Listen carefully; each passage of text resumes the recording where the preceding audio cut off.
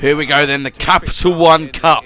We host Man City, and just hope that we can actually get something from this, because we've got nothing else at the moment. We're doing so badly in the league that we need some sort of joy to come out of this game and get into maybe a semi-finals.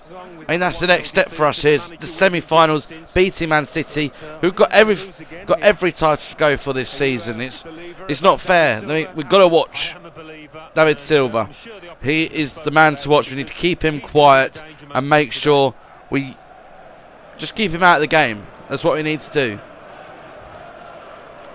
Our lineup is young. That's the best way I can say it. But it is a change formation, putting two up front to try and get more goals. It's no secret that we haven't been scoring goals. We are the lowest scoring team in the Premier League this season. So hopefully putting two up front will give us that chance to score a few goals. But looking at their team, there's a lot in there that could destroy us. We've got a young side out. We need to put a young side out. No one's been playing well. We need to find something that's going to change.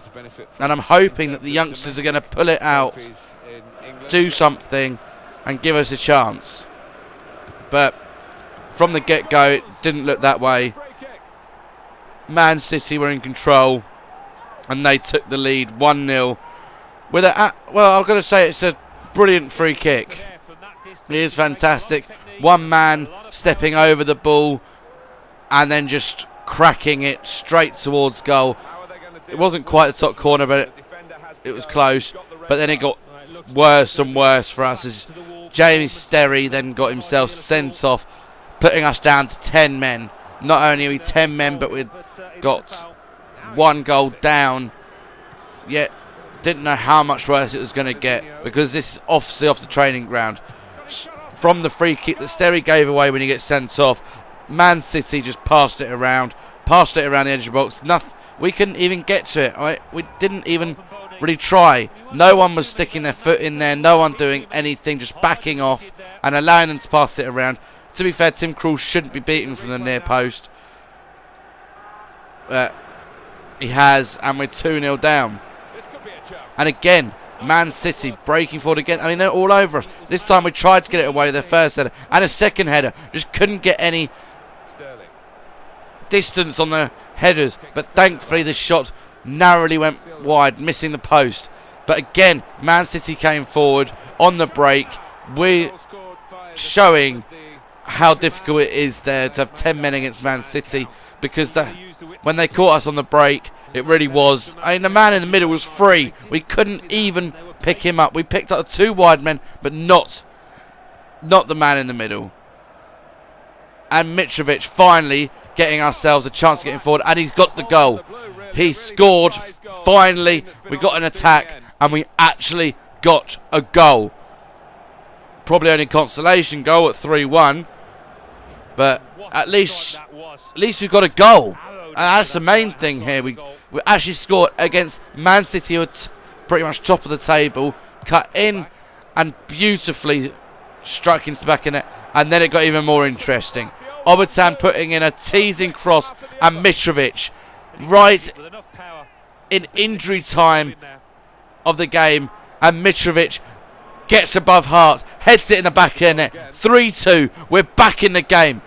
Could this be the miracle turnaround that we were dreaming of when it went to 3-0? Mitrovic got two, he's getting us back, but no, that was it. That was pretty much the last kick of the game, and we go crashing out of the Capital One Cup at the quarterfinals. Man City could pretty much win the treble. It's not fair.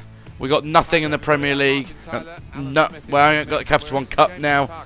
All we got left is trying to avoid relegation in the Premier League, which is why this game is a must-win. We have to beat Aston Villa. Lots of changes in the team. Defence changed. Aaron's back in. Sissoko back in. But we're keeping those two up front. Obviously, it worked. I mean, it worked in the end, but it actually worked in the end. They have got a few players that are pretty good. Scott Sinclair, Zogbia, but no one that could cause any trouble for us.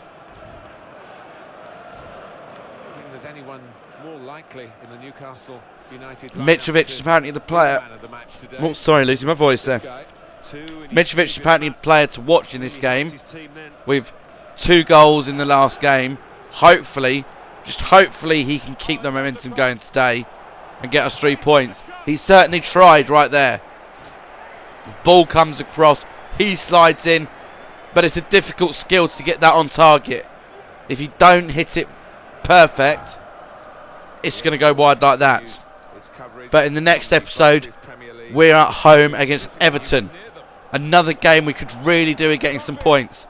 Aston Villa looks as if they'd won this one though, right near the end of the game, but thankfully we held on. But Aston Villa obviously didn't want to win. Just passed it across, and Pepe Cisse just stepped up and went, oh well, thank you very much, I'll take that. Take a shot in bottom corner, 1-0 up.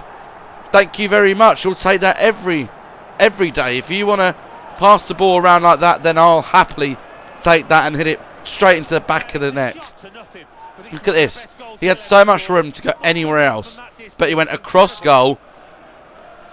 Where he must have seen Pepe Cisse there. I don't know what was going on, but thankfully, Pepe Cisse scores and gets us a deserved 3 points. Good character out there. They've had some difficult